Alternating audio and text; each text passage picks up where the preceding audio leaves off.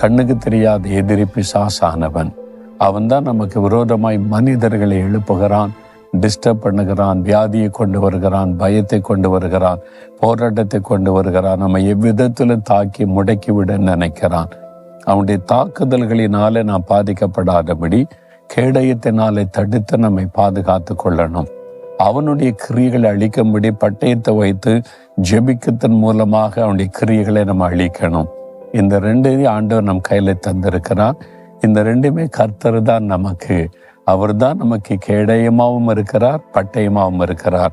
அப்ப என்ன சொல்லணும்? ஆண்டவரே, நீங்க எனக்கு கேடயமா இருக்கிறதுனால சத்துரு என்னை சேதப்படுத்த முடியாது. பிசாசு எத்தனை போராட்டம் கொண்டு வந்தாலும் என்னை சேதப்படுத்த முடியாது. பிறகு எதுக்கு பயப்படணும்? எதுக்கு கலங்கன்னு சூழ்நிலை பார்த்து உங்களை ஒன்றை சேதப்படுத்த முடியாது. ஆண்டவர் கேடயமா முன்னால நின்று தடுத்து உங்களை பாதுகாக்கிறவர். அவர் தான் உனக்கு பட்டயம். இயேசுவின் நாமத்தை சொல்லுங்க.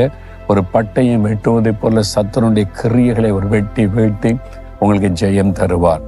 இன்றைக்கு உங்க வாழ்க்கையில் இருக்கிற போராட்டம், பிசாசு எழுப்பி இருக்கிற யுத்தம், நீங்க இன்றைக்கு தைரியமா ஆண்டவருடைய கேடயம், கர்த்தர்தான் கேடயம், கர்த்தர்தான் பட்டயம், அதை விசுவாசித்து நீங்க இயேசுவின் நாமத்தை சொல்லி ஜெபிங்க. சூழ்நிலைகள் தலைகளா மாறும். இன்றைக்கே மாறும். இப்பொழுதே விசுவாசிக்கிறீங்களா? அப்ப சொல்லுங்க, ஆண்டவரே, நீங்க எனக்கு கேடயமா இருக்கிறீங்க, எனக்கு பட்டயமா இருக்கிறீங்க. சத்துரு என்னை மேற்கொள்ள முடியாது. இயேசு கிறிஸ்துவின் நாமத்தில் என் சத்துருவின் கிரியைகள் அழிக்கப்படவும், நான் ஜெயிக்கவும் நீர் எனக்கு அந்த பட்டயமாக இருந்து ஜெயம் தருகிறதற்காய் ஸ்தோத்திரம், ஸ்தோத்திரம். இயேசுவின் நாமத்தில் ஆமேன், ஆமேன்.